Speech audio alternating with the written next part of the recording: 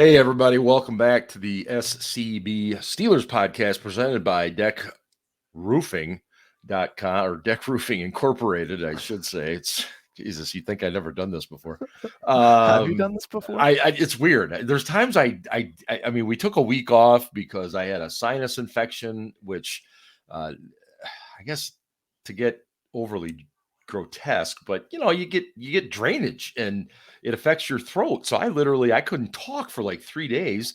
And then when I did get it back, I sounded like Don Corleone mixed with like a pubescent teenager, So I'm like, there's no way I can go and do the show right now. Do you remember the Brady Bunch? Vaguely. Well, there was an episode where they formed like a little singing group, to buy mom and dad an anniversary gift or something.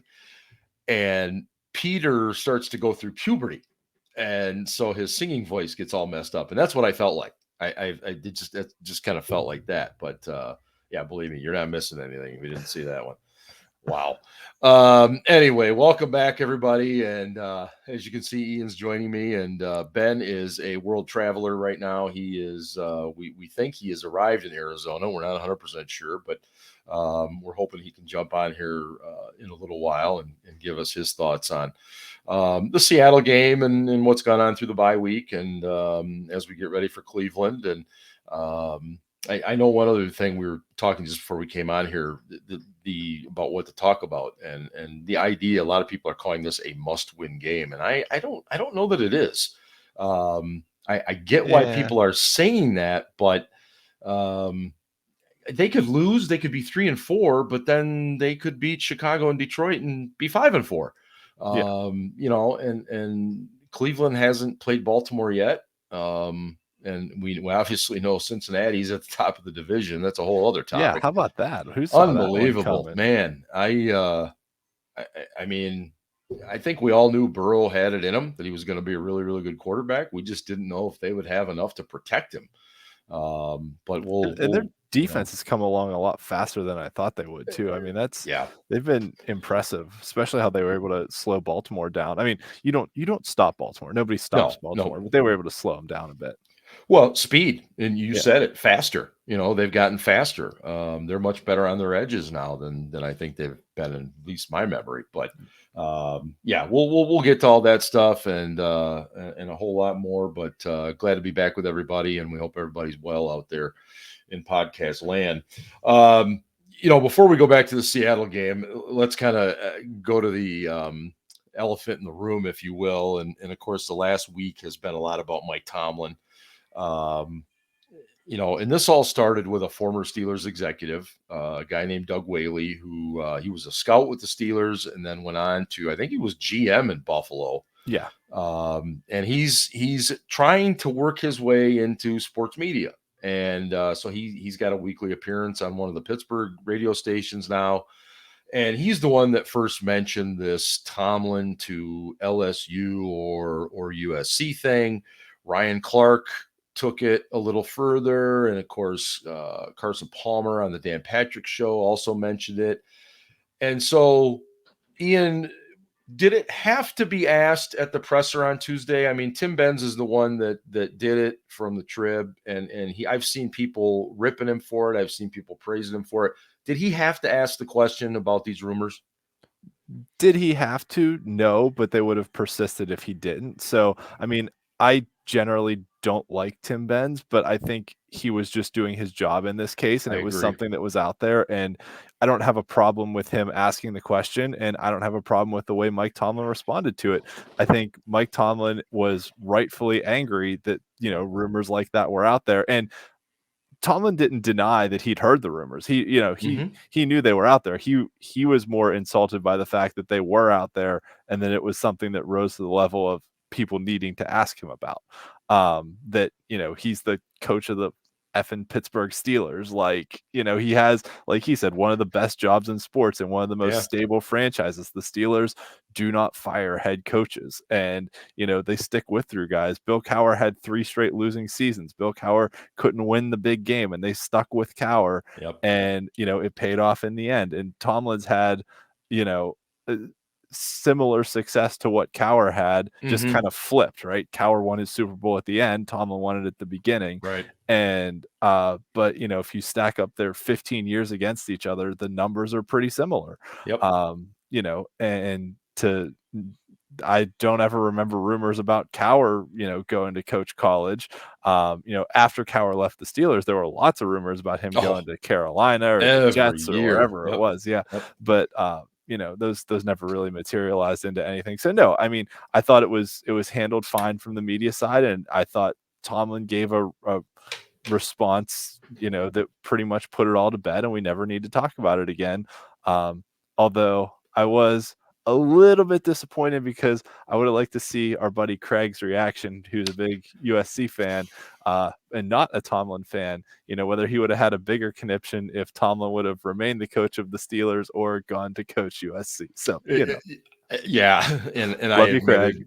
admitted, I admitted I know that he watches. I dropped the ball on that. I should have badgered him a little bit with regards to that. And, look, I agree with what you said, Ian. Tomlin, I mean, and this is how stupid it gets. People were actually criticizing the way he responded. It's like, what if the guy would have said one sentence and left it alone? People would have said, well, he didn't do enough. But instead, they're saying, well, he hammered home the point too much. He should have just stopped. He could have stopped 3 or 4 times. And then you had somebody mention, well, Chuck Noll would have just gotten up and walked away from that question. That's pretty much what he did. He was like, he's like, never. Right. And then he's like, is anyone asking Andy Reid these questions? Is anyone asking Sean Payton these questions? Like, yeah. And then he pretty much walked out and left. Absolutely. Yeah. And I think he had made a good point there. And I'm not saying that Andy Reid or Sean Payton haven't been suggested for other jobs earlier in their careers, because I think they have been. But at this stage of the game, nobody is asking those guys. And Tomlin's been where he's been just as long, give or take. So I think. And objectively, there's absolutely no reason that any NFL head coach would want to go coach in college and run around the country chasing 17 and 18-year-old recruits to try and make them happy. And then not only to get them on your team, but now with the whole transfer portal thing, you got to keep them happy and keep them on your team. And you got to deal with boosters and parents. And there's roster turnover every year. In the NFL, huge. You have a more or less stable roster if you're a good team, right? The core stays the same. Whereas in college, at most you get a guy for 2 to 3 years, and then you got to replace him and replace him and replace him. It's like there's some guys that are made to be college head coaches and do a pretty darn good job of it that would not succeed in the NFL environment. And we've seen that happen. But there's other guys, like if you have a stable NFL job, there's no way you want to go coach college. I don't care how much money they offer you. And, Ryan Clark's comment, I think, which he did kind of clarify was, that he said, if there's any interest, LSU should just throw the boat at him and offer him whatever he wants. He didn't say that Tomlin was interested, but he just said, he phrased it as a hypothetical, which kind of stokes the fires a little bit because that's what Ryan Clark does. Ryan Clark's always been all about Ryan Clark. And love you, Ryan, but it's true. Yeah. But I think, you look at the top college coaches right now, I think there's only 5 or 6 that are making north of $8 million a year, which is about what Tomlin's making now as the coach of the Steelers. And he doesn't have to travel around the country and chase 18-year-olds, to try and make them happy. So no meatloaf with mom and dad. Right. And look, do I think Mike Tomlin would be a good college coach? Absolutely. I think we would be great, better off as a society if a Mike Tomlin were coaching more college kids. I think he'd be great with them. But I agree with what you're saying. That lifestyle is brutal. You see what it does to some of these guys. It's a meat grinder, and very few of them can hang in there as long as they have. And when you look at, the Sabans of the world and so forth, they've put in blood, sweat, and tears to be able to get things to where they trust people to help do some things that a head coach has to do. And so they can delegate. Yeah. Mike Tomlin has to be one of the happiest people in terms of coaching,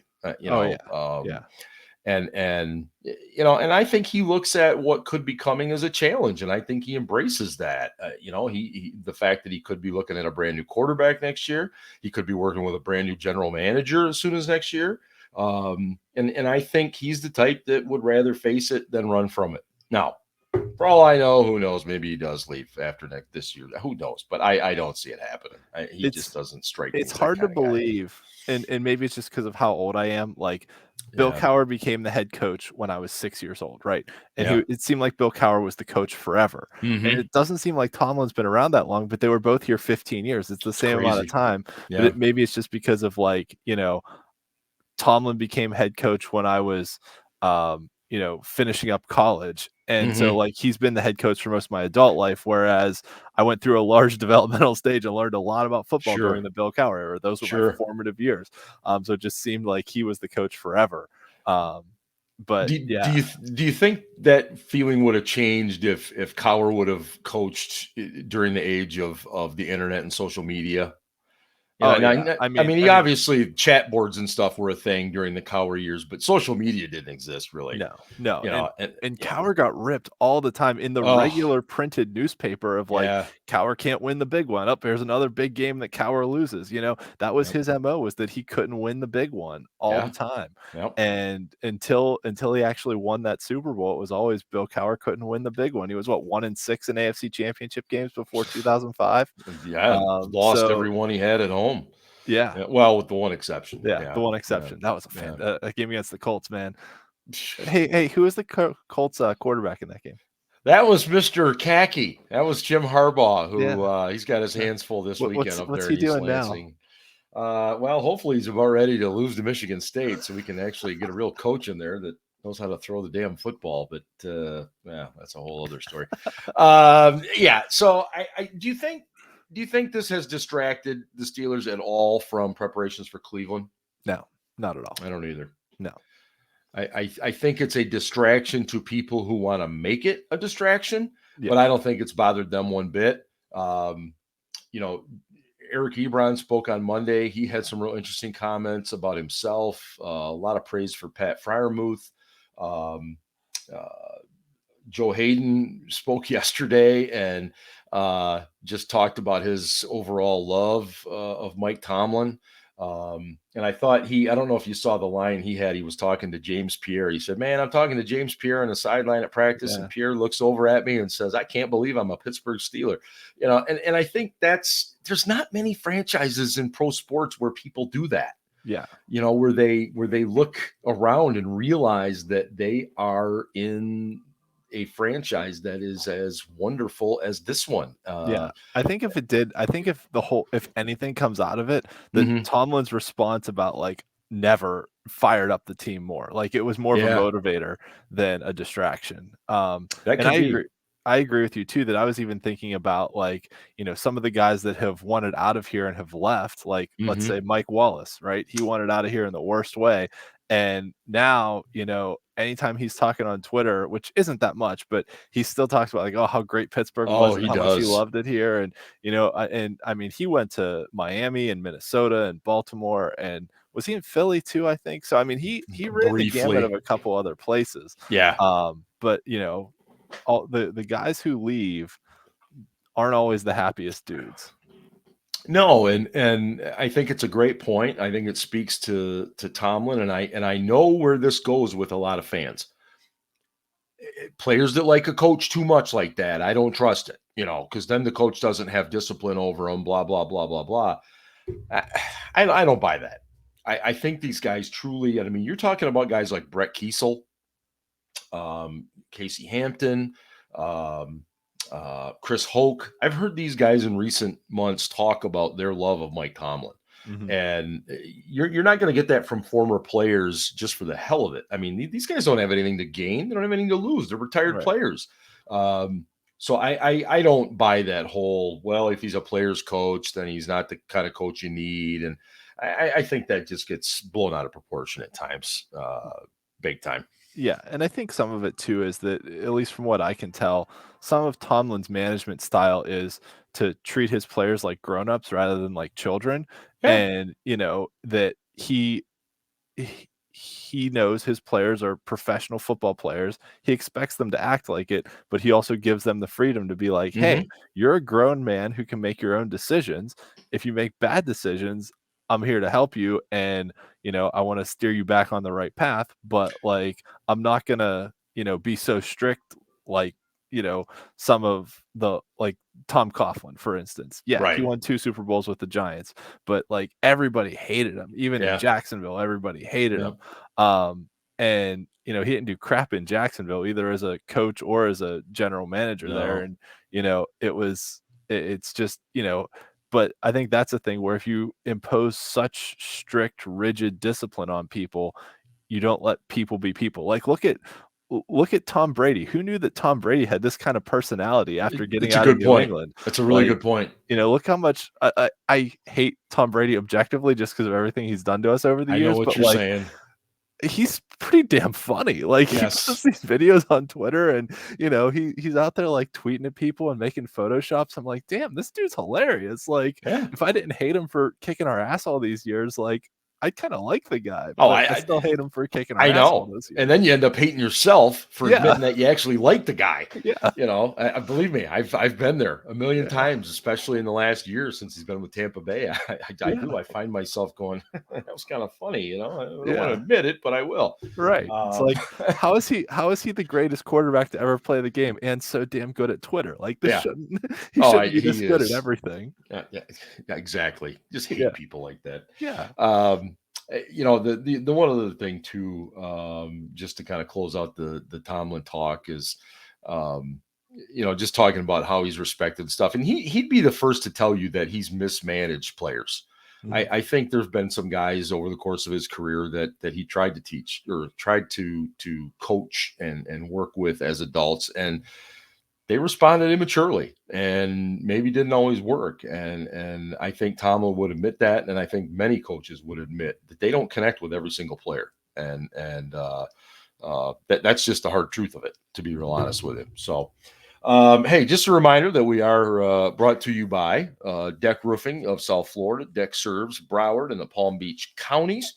Whether it's commercial, residential, industrial, or condos, contact Deck Roofing today by visiting deckroofing.com. Not happy times down there in South Florida, man. Those Dolphins are 1-6 and going nowhere. Man, I didn't think they'd be that bad, but no. I mean, what a disaster. They were all like tank for Tua, and then they didn't quite tank enough, and then they got Tua anyways. Yep. And now they're like, let's trade for Deshaun Watson. And that's a mess. It is. And it really does, for all the problems that we have, it does make you appreciate what we have, believe me. Yeah. Last we saw the Steelers. Actually, on that note, go ahead. I wanted to say something else too, though. All these other quarterbacks that people out there, the geniuses on Twitter out there think we should have signed, like Sam Darnold looks like he sucks, which Tua, there's a handful of others out there that people have been like, oh, we should have signed that guy, and you look across the league, feels like any quarterback can look good for a couple quarters, right? Guys coming in off the bench sometimes can come in, look good. Like Geno Smith, like the game he came in, he looked pretty good. And then against the Steelers, he did not look good at all. And then on Monday night, he looked terrible against New Orleans. So it's one of those things where any quarterback, Landry Jones came in a couple games and looked good for a couple quarters, but when he had to start, he was terrible. So, any quarterback can look good for a few quarters, but, to have that sustained success is something else. And, I think even with a older, more limited Ben Roethlisberger, I would still take him over Sam Darnold or some of these other quarterbacks that people on Twitter had claimed they wanted us to sign or trade for or whatever it was. Oh, it's priceless. I mean, and it's already ramped up for next year. Well, what about Derek Carr? What about Baker Mayfield? You know what? I'm not engaging. I'm just let's talk about Baker Mayfield actually, because we're going to play him this week. We are going to get to him. I do want to revisit a little bit about the Seattle game. All right. Before we went into the bye week, of course, we hosted Seattle Sunday Night Football. Russell Wilson's out. You mentioned Geno Smith. The Steelers get a 14-0 lead, and then the second half comes along. just like the last time we had a 14-0 lead, which was that game against Washington last year. And incidentally, Washington got that bonus field goal at the end of the half when the refs screwed up the clock in that game, made it 14-3. That's right. And then they came back and wound up, well, they wound up having a 3-point lead, and I think we had a tip pass that got intercepted, and they kicked another field goal or something, and they wound up winning by like 6. But nevertheless, that 3 points was pretty darn big at the end of the game. Yes. And then it was. In this one, we had another ref show disaster. No. But I was talking to my dad after the game, and he summarized it perfectly. He was like, this game was like what the definition of being a Steelers fan was. I was mad at them because they weren't doing anything. Mm-hmm. Then I was happy because they scored some points and we're winning. Mm-hmm. And then I was mad at them again because they started giving up points. Mm-hmm. And then I was like, what the hell's going to happen? They might win, they might lose. And then I was mad at the refs. And then it went to overtime. They wound up winning. Not every game goes to overtime, but like that's kind of the life cycle of a Steelers fan, right? It's the circle of life. You're mad at them. You're happy with them. You're mad at them. You're mad at the refs. You're happy with the team. It's kind of it's a roller coaster of emotion as usual. It's the quintessential Steelers fan experience. We don't blow teams out. It's all over the place. And speaking of roller coasters of emotion, joining us now is Mr. Ben Anderson, who is cracking. Is that a Pabst Blue Ribbon? Peebs. Holy geez. I'm at Mom's house, and that's what was in the fridge. So, yeah. Well, it is what it is, gentlemen. I specifically held off on what are you drinking tonight because I was curious to see what you'd be drinking. I don't even want to disclose what I'm drinking because you've got a Pabst Blue Ribbon. I can't beat that. Nora, your family namesake. Nora. Unbelievable. I've got my Bell's Beer Two-Hearted Light Ale. And Ian, what are guys you? Are fancy. You're fancy and fucking, yeah. I was drinking margaritas earlier. Can you tell? I can tell, yes. Ian, what are you drinking? I am drinking a Duquesne Pilsner, which is a good old Pittsburgh steel mill workers. Isn't that pronounced Duquesne? No, I believe that's the proper pronunciation, Ian. It's Duquesne. It's Duquesne. Does anyone even know how to spell Duquesne there? Duquesne. That's the way you spell it. It's not the way it's pronounced. Right. That's the way you spell it. Ben, let me catch up real quick. We talked a little bit about Tomlin and all that kind of stuff, and we were just getting into revisiting a little bit about the Seattle game. But I know you probably want to hammer home a few points on Tomlin and what went on last week. So go for it. Tomlin didn't appreciate. I'm just going to boil it down to this. Okay. Right. People are making it a whole racial,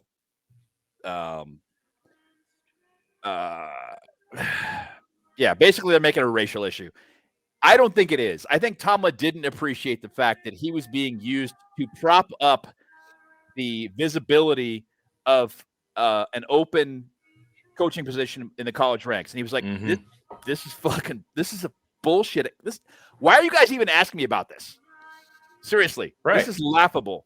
I knew you were going to ask me about it, and so I had a prepared answer, but I'm never answering this question ever again. This is bullshit. Never say never, but never. I just really don't think he didn't appreciate the fact that his name was being used to prop up the desirability of that open position at USC, and so he just shut it down. He was a little shitty about it, to be honest, but whatever. I mean, if I were him, I really had no problem with the way he handled it. No, I didn't either. That's me. And people who did, well, okay, if that's the way you feel about it, cool, fine. But I really had no issue with it at all. And he went so far as to say, I'm going to address this once and never, ever again, ever, about any job. Yeah. I'm not going to add any more to it. Ian and I have shared our thoughts on it, and we don't want to drive our audience away, but we definitely wanted to get your thoughts on it. So, it's moot point. What I did want to talk about as far as Seattle, because I think it's very, very important going into this game in Cleveland, is what happened in the second half of that game with Seattle, where Alex Collins just literally ran it down our throats. They ran straight at the left side, their right side, but the left side of our defensive line. And Yeah, Chris Wormley had a really bad second half. Terrible. Yeah. Yeah. And Wormley, I mean, he's been better. Mm-hmm. He's been better than that, but he just got abused. Yeah. And the Steelers didn't do enough, in my opinion. They didn't do enough to counter that schematically to cover him. As soon as they found out that was working, they just kept coming back to it and kept coming back to it. And that's the way the NFL is. They find your weakness, they're just going to keep hammering away. Definitely. They're like, yeah, here we go. This will work. Let's do it again. Ian, do those inside backers, do they have any culpability in a little bit of that? Obviously, it starts. I agree with Wormley up front, but what about Bush, Schobert, Spillane? Yes and no. I mean, when the guys up front aren't doing their job and the inside linemen, the guards and the centers are getting free releases to the second level, the guys up front have to slow those guys down a little bit and at least give the inside backers a chance to get to the hole to make a play. Now, that being said, Bush overran some plays. Schobert missed a couple tackles. So the tackling was poor all around. Yeah, it was piss poor. I agree. The tackling was bad. So all around, and not just the inside backers. I mean, Joe Hayden missed some tackles. There was the one play down on the goal line where Terrell Edmonds kind of just like olayed the guy and was just like, I'm not going to try and push him to the ground. We'll just let him score a touchdown, So, it was bad all around, the tackling. And then, TJ Watt earned his money. And not only on the final play of the game, but even in the run game, really. I mean, he stepped up huge in the run game. That pretty much encapsulates it right there. TJ Watt earned his money. Yes. Yeah. That's why you pay him. Yeah, the end. Exactly. And it's, I mean, he's an elite pass rusher, obviously, but I mean, the run defense, the batted balls, he's been very good against both all season long. He's been really good this year. I mean, he could have almost had 2 interceptions. He had passes hit him in the hands, which I know you're a lineman just jumping up trying to knock the ball down, but still, he knocked 2 passes down, had multiple sacks, the forced fumble, and then just all the plays either setting the edge in the run game or closing off the backside in the run game. And actually, that was where Seattle had more success, was when they didn't go to the outside, because not only Watt, but Highsmith did a pretty good job setting the edge too against the run. It was going more up the middle that they were having success. Yeah, we were having issues in the B gap on the right side. Yeah, it was ugly. And Cam Hayward played a heck of a game too, and they were like, "We're just not going to go anywhere close to Cam Hayward." Well, and it looked like you're right. Yeah, you're right. It looked like they were kind of doubling on Cam, even though they were running away from him because he pursues down the line so well, and they were going a lot of times single on Wormley, and they were able to handle him that way, which was working. They were cutting off Cam, and they were not worrying at all about our nose tackle.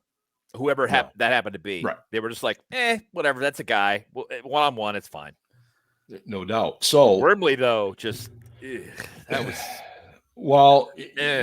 Now you go into Cleveland, and Cleveland is going to run the ball. You would think better than Seattle. Cleveland has a better offensive line than just about everybody. The entire NFL, honestly. They have a great offensive line. They have a very good offensive line, even though, Baker Mayfield sucks ass. But their run game and their offensive line are very good. I mean, look at that. What's that third team guy? What the hell is his name? He had 122 yards last week. Yeah, pulled him off a fishing boat, for crying out loud. I mean, that would be like Duck Hodges coming in and having a big game and having an over 100 passer rating. Yeah. No, I agree with it. Does it also speak to the fact that unless it's a very specific situation, you just don't have to take a running back that high anymore? I mean, we've talked about that before. Yeah.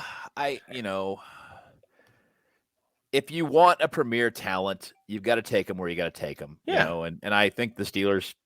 Yep. I disagree with the pick. You know that. Yeah. But I think they felt like Najee was the best value at that spot this year.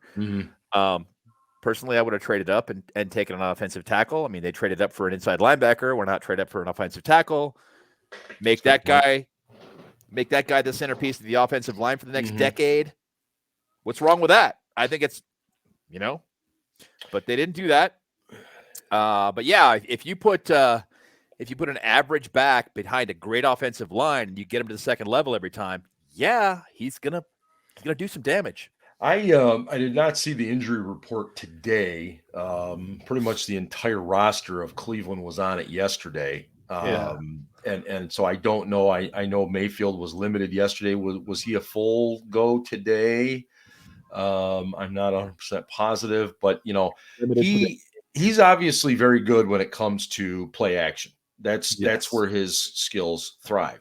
Well, schematically, they are very good when it comes to play action because everyone is so afraid of getting gashed by the run because they're so good at it. But let's be frank, they're very good at the run. So if you're a defense, you have to respect it.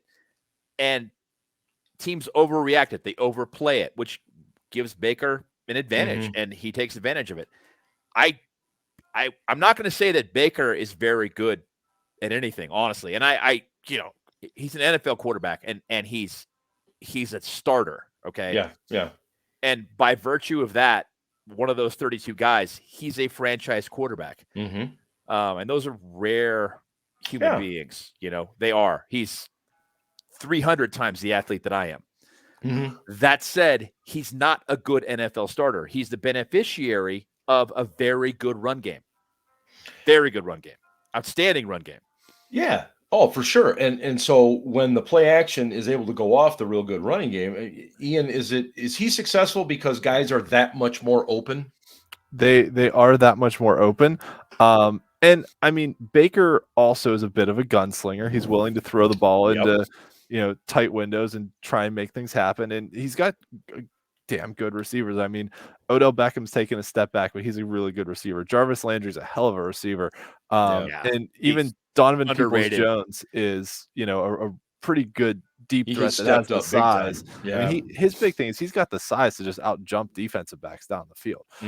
So they've got a good set of receivers. They've as much as I hate to admit Cleveland did anything right, they surrounded a mediocre quarterback with good skill position players and a really good offensive line and put him in a situation to be successful. Looking back to last year, Baker was 15th in the league in passer rating at 95.9. And this year he's right around the same spot at 16th at 97.8. So right dead smack in the middle of the league in passer rating. But last year, his play action passer rating was 124, which was higher than Aaron Rodgers. And his non-play action passer rating, once again last year, was 86.6, which would have put him in between like Nick Mullins and Andy Dalton. So Cordoza line. Yeah. So putting it this way, Baker on play action is Aaron Rodgers good.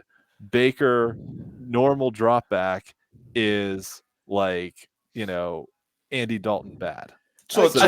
Again, but perspective. It's about the offense. It's not about Baker. Right. It's about the situation he's been dropped in.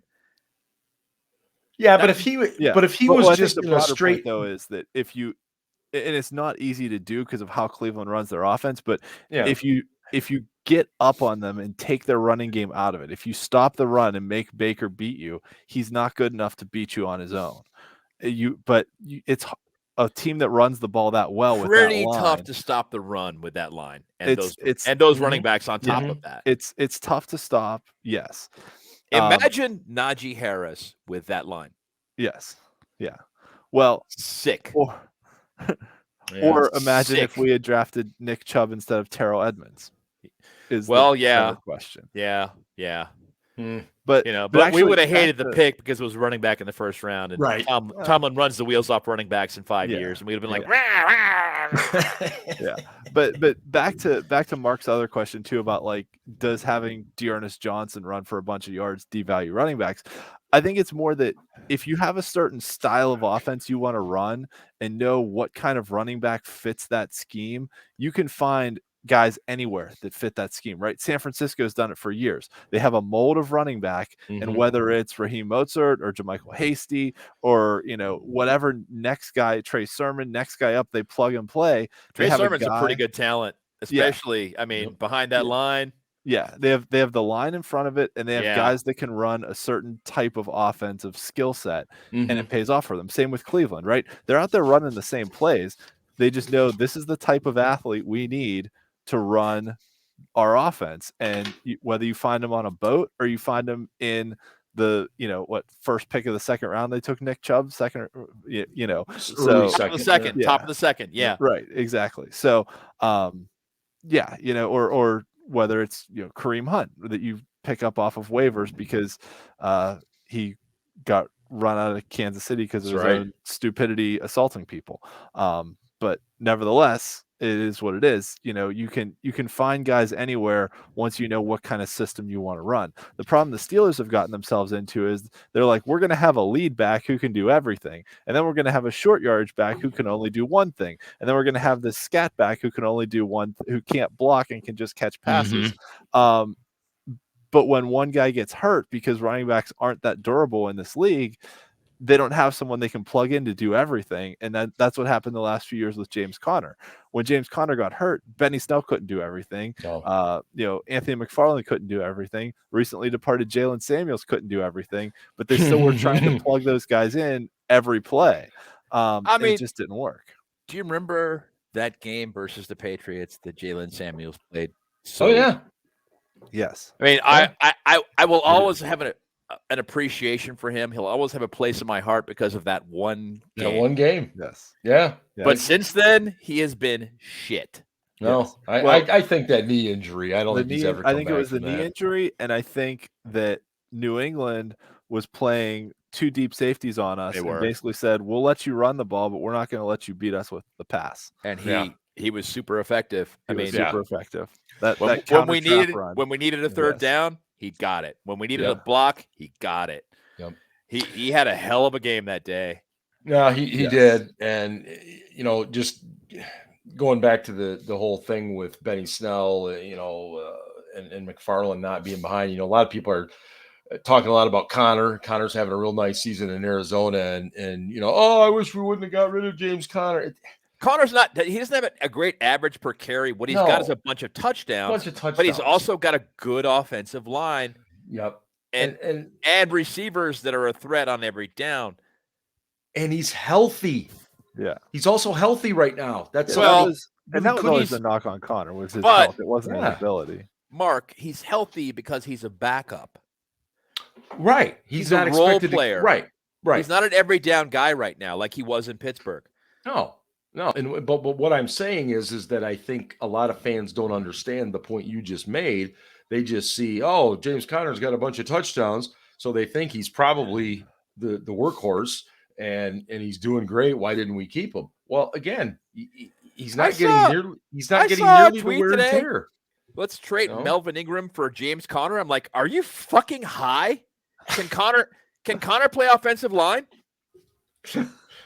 Then why? Why would you? Why? Yeah. Let's drop him right back in the same situation he was in last year and see if he's more effective. Yeah, that's a great idea. What the fuck? Actually, I love your facial expressions as I say these things. This is the best part about this. The whole video thing, this is the best part about it. Being able to see your faces when I say this shit now, it's so much better. Sorry, listeners. That's all right. Well, we have faces for radio. But it really enhances the experience for me personally. Oh no, I agree. It's all about me and that's a beer. We're good with that. Hey, real quick, let me talk a little bit about the Pigskin Podcast Network, which has proudly hosted us now for several months, and our corporate sponsor being DraftKings. I'm going to turn that music down, but again, TPPN is the code when you go over there. Download the DraftKings Sportsbook app now. Use promo code TPPN. Bet just $5 on any NFL team to win their game and win $200 in free bets. If they win, you win with promo code TPPN this week at DraftKings Sportsbook, an official sports betting partner of the NFL. And hey, you must be, let's see here, 21 or older, New Jersey, Indiana, Pennsylvania only, new customers only, minimum $5 deposit, $1 wager required. One per customer. Restrictions apply. New customers only, huh?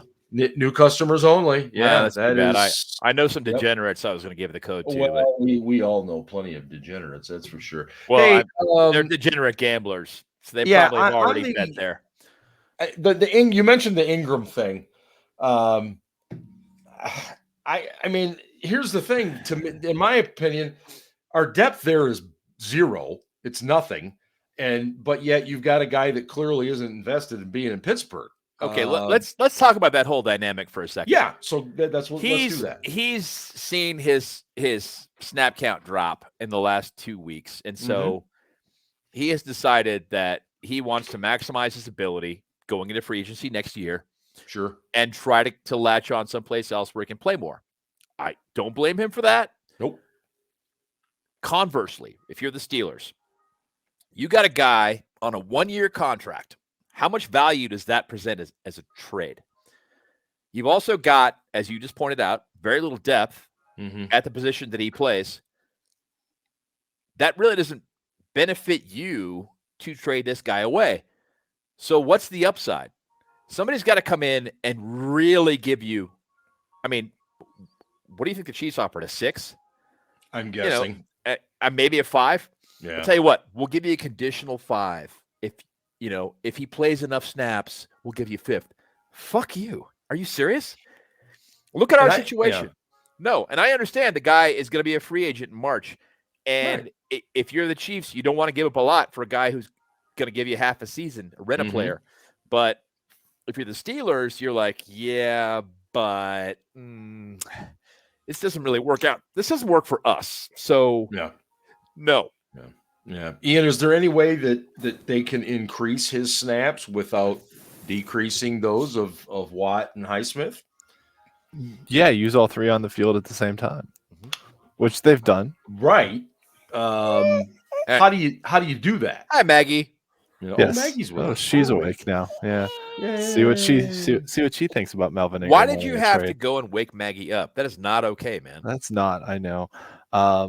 Yeah. No. I mean, you could rotate them a little bit more. The thing is, like, the Ingram had his shot when Watt and Highsmith were injured, and didn't do a whole hell of a lot. Like, if you want to be the guy, right? Maybe like go out there and make some plays that he hasn't really done since week 1. He's done well in situational football. You know what I mean? Yeah. Yes. He hasn't been the guy, like as you just pointed out, when he was the starter, he didn't really wow anybody. Yeah, the stats are not big. By the same token, if you're the starter and the guy on the other side is Derek Tuska, who are they going to devote their attention to? Yeah, Derek Tuska, that's obviously right. They went. Let me see. Derek Tuska is over here with the left tackle. That's going to be a one-on-one deal. We're going to go ahead and we're going to block that guy over there who still apparently has a lot of left in the tank. And but so like I said, I understand Ingram's desire to be traded. Yes, as do I. Just play more. I get it. But I also understand that the Steelers' point of view where they're saying, hey, you know what? This doesn't really work for us. No. So unless we can find a situation that works for us, we're not trading you. Yeah. I mean, I don't anticipate a trade here. I don't see it happening.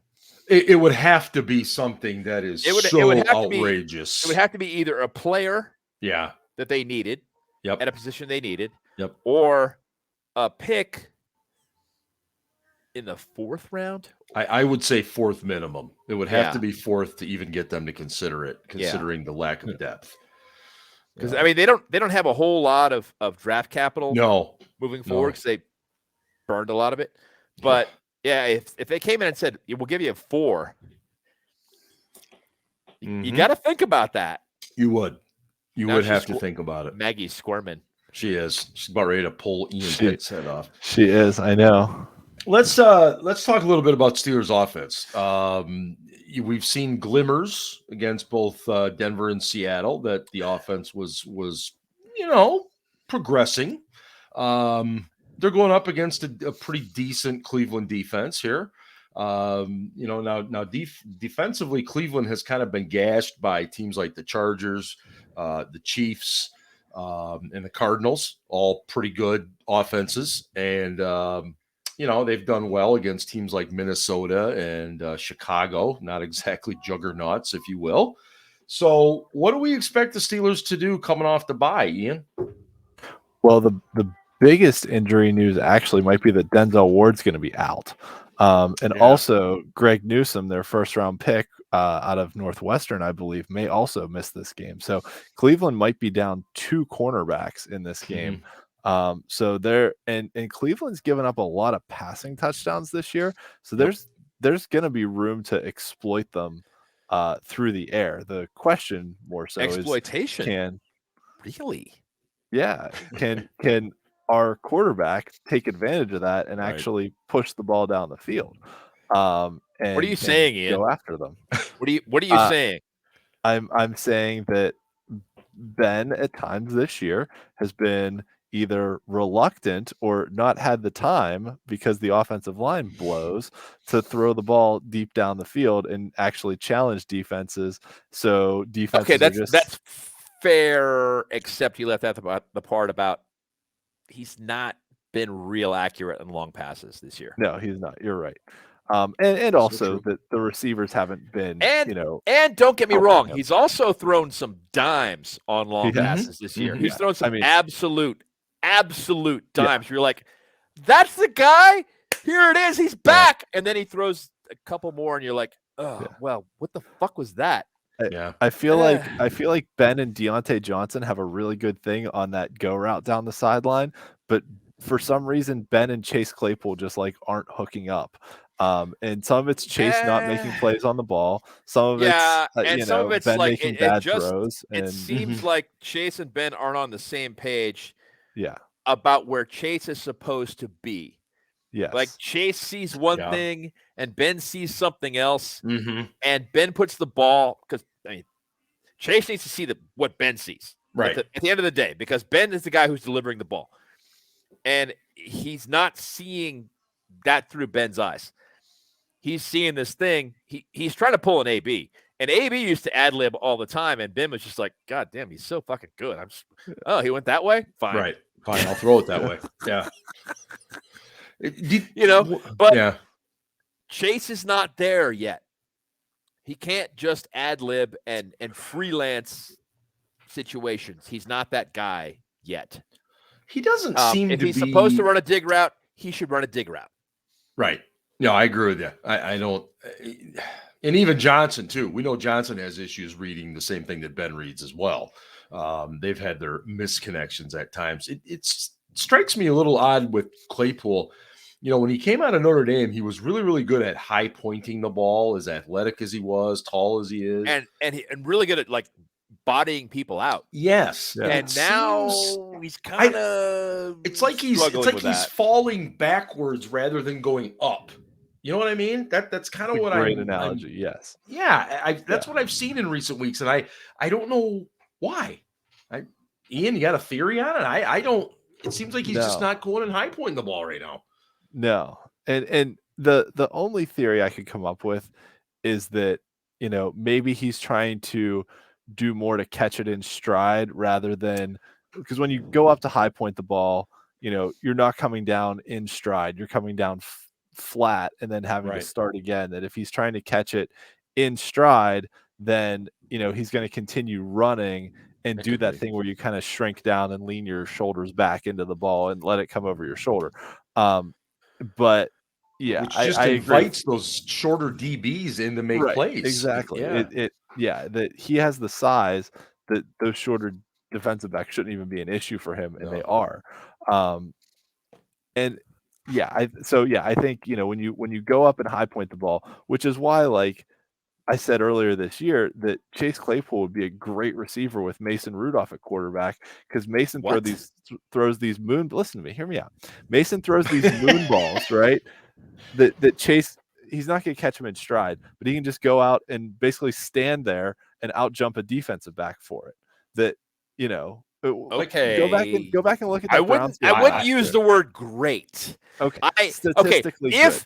If Mason has the balls to throw the ball where Chase is, yes, there's a high likelihood that Chase will come down with the ball. However, Mason does not, in my opinion, have enough faith in his own ability to read defenses or put the ball in tight spaces to throw that ball. He will check it down to Najee instead, because that's who Mason is. That's what he's become. It's the safe thing. It's the safe. I'm gonna put it over there because it's safe, and you know, it's less. Fuck that. And that's why we hate him. The Browns game last year is that, you know, that's what Mason did in the second half. They let the Browns build up that big lead in the first half, and then Mason in the second half, when they were trying to come back, was just throwing these moon balls up to Claypool and letting him jump for it. And so, you know, and even the one touchdown they had, I think it was it James Washington who got pass interfered with and like dragged to the ground and then still caught the ball. Yes. It was the same thing. It was a total moon ball from Rudolph, that he was just tossing it up and hoping his guys can make a play. Yeah. And that's all Rudolph can do on the deep balls, is just throw it up there and hope his guys make a play. Smack him. Hey, you know, Ian and I talked a little bit about this. I've seen people calling this a must-win game this week, and I don't believe it is. Win? Well, you know, because, well, it would be 3-4. I don't see it that way. Because you got Detroit and Chicago coming, and you could easily be 5-4 after 3 weeks. So I don't see this as must-win. Not yet, anyway. Okay. Just putting this out there. One, people are talking playoffs, and the season's not half over. No. We played 6 games. There are 17. Yep. It's like we're 1/3 into the season. People are going, the Steelers control their own playoff destiny. You know what? They did that when they were 0-0 too. Right. They controlled their own destiny, and playoffs were a real possibility. And when they were 1-3. Shut the fuck up. So yeah, knock it off. And you know, as far as must-win games go, I'm going to be honest. The Steelers are not a contender this year. They're not. What I want to see is continued incremental improvement from the bad units, like the offensive line, like the safeties. Even though Mika's there, hasn't been as good this year. He's struggled this year. And Edmonds he's all over the place. Like one play he's good, and the next he's terrible. And Trey Norwood has been a surprisingly good addition. Like that guy. Don't think he's very physical, but the role he's been given, he's doing very well, and he's excelling. But what you want to see is continued incremental improvement from those units. Absolutely. So that next year, when they come in, they're better. Yeah. And it sucks because this is Ben's last season, and you want to send him out on a high note, but they didn't really draft that way. No, they certainly didn't approach free agency from the standpoint that we're going to make this team better to make Ben's last year an opportunity to win the Super Bowl. We don't have a shot at winning a Super Bowl this year. No, so many things would have to go. Can you see us playing Tennessee or Buffalo again? Not right now. No. Neither can I. That's what I mean. We would have to have so many things go our way, and we'd have to improve basically so what we quickly. need is what we had week 1, which is we had a great play all day from our special teams unit. Right. And our defense was outstanding. They played lights out. For 60 minutes, they played lights out. And the offense was just there. They did enough-ish. You know? Yeah. Well, hey, on let's that note, you know who this is a must-win game for? is Steelers Twitter, who all lost their friggin' minds after the playoff game last year. That's who it's a must-win game. Well, Is the people on Twitter. So it's true. basically what stand. Ian is saying It's true. is, and I'm just going to go ahead and translate this for you, is you guys are all being a bunch of little bitches, and you are calling this a must-win game because you want to talk shit. Yes. Yeah. And, you know, if we win this game over a backup quarterback and then we thump our chest, fuck you, you suck, we told you, we are just as bad as Browns fans. Well, and that's part of it. Just like the Yeah. Browns fans that celebrated beating Mason Rudolph, literally him being assaulted on the field and beating a backup quarterback. As pathetic as that was, if we celebrate that way, just as bad. Yeah. There's no celebrating. Sorry, here. I'm going to call it the way it is. No, I'm with you. I mean, don't get me wrong. I'll celebrate a win. A win's a win. I love a win. Of course. A win is fantastic. But talking shit afterward when they're not at full strength, nah. Yeah. And I honestly, I hope Baker plays because I do too. Week 5 last year when he had injured ribs and came out and played and Cam hit him in the ribs, that was really satisfying. I mean, I don't know about you two, but that was, for me, was a really satisfying moment. My buddy's like, he's sitting there going, oh, God, that was Cam. Oh, my God, I cannot believe that just happened. Yeah. Yeah. No, I'm right with that. That's there's definitely a part of me that wants to see a replay of that. Yeah. Let's hit him in the shoulder. Fuck it. You want to come out and play? Fine. Mm-hmm. Okay. Teams know it. He's hurt. Grab him, spike him by into the shoulder. Yep. Why not? Give him the old Turkey Jones head spike instead of his head. Put it on his shoulder. All right, Ian, prediction time. What do you got for Sunday at 1 p.m. from the shore of Lake Erie as the Steelers will ride the bus up there to Cleveland? What do you see happening this weekend?